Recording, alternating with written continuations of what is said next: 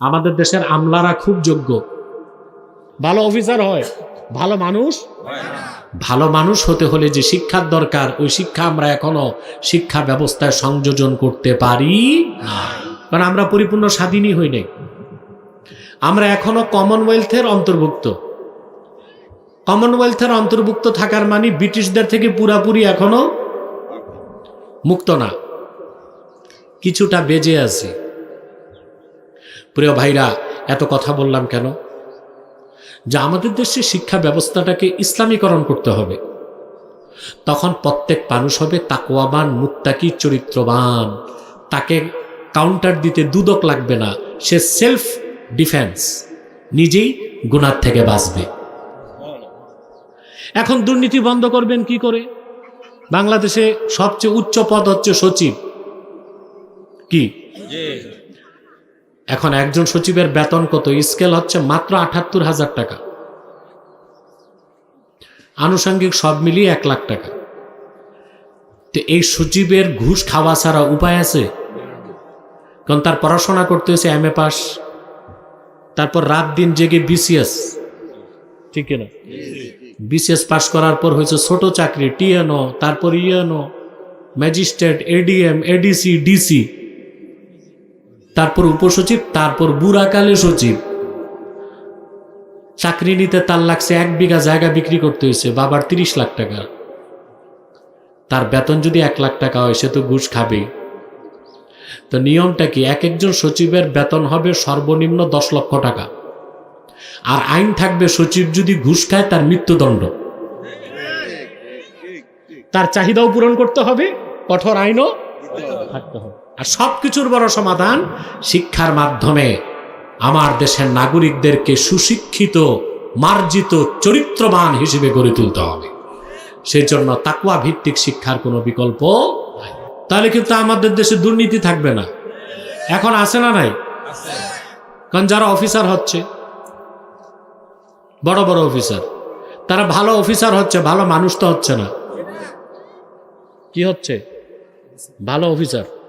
এটি হচ্ছে দুর্নীতির মূল কারণ। বাংলাদেশের সবচেয়ে বড় সমস্যা হচ্ছে দুর্নীতি।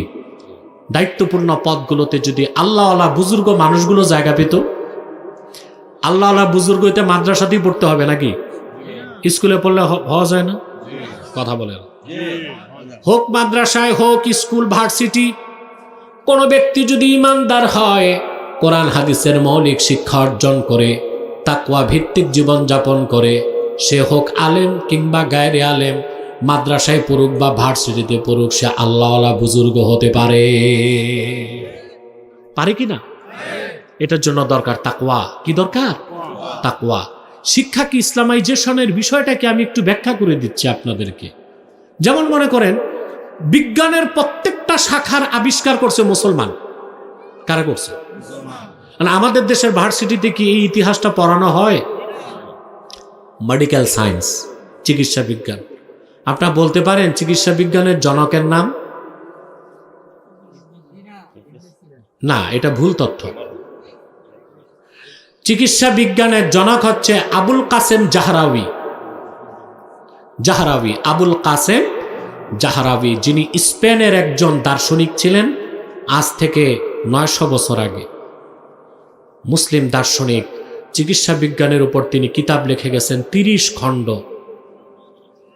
প্রত্যেকটা অধ্যায়, আমি কিছু পাতা পড়ছি, প্রত্যেকটা অধ্যায় শুরু করছেন বিসমিল্লাহির রহমানির রহিম দিয়ে, আর শেষ করছেন আল্লাহু আ'লামু বিস-সাওয়াব, সঠিকটা আল্লাহই জানেন।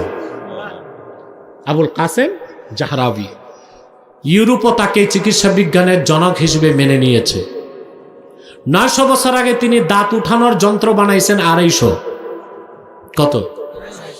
এই যে এভিয়েশন বিদ্যা, এভিয়েশন বুঝেন? প্লেন, হেলিকপ্টার, রকেট, এগুলো চলে না? এই বিজ্ঞানের জনকের নাম আব্বাস বিন ফিরনাস। তিনিও মুসলিম স্পেনিশ দার্শনিক। 800 বছর আগে স্পেনে পর্বতের চূড়া থেকে তিনি গ্লাইন্ডিং করে তার যন্ত্র দিয়ে 26 সেকেন্ড আকাশে ভেসে বেড়াইছেন। কত বছর আগে? 800 বছর আগে। তাহলে আকাশে উড়ার যে জ্ঞান, এটা আবিষ্কারক কারা? মুসলিম। আর আমাদের দেশের ছাত্র এগুলো জানে? কারণ শিক্ষা ব্যবস্থা ইসলামীকরণ করা হয় নাই। মনে রাখবেন মুসলমান, লগারিদমের কথা, অ্যালগোরিদমের কথা আর বললামই না। লগারিদম, অ্যালগোরিদম, অ্যালজেব্রা, যেগুলোর মাধ্যমে কম্পিউটার, রোবোটিক সায়েন্স এবং আর্টিফিশিয়াল ইন্টেলিজেন্স, এই সব কিছুর আবিষ্কারক মুসলমান।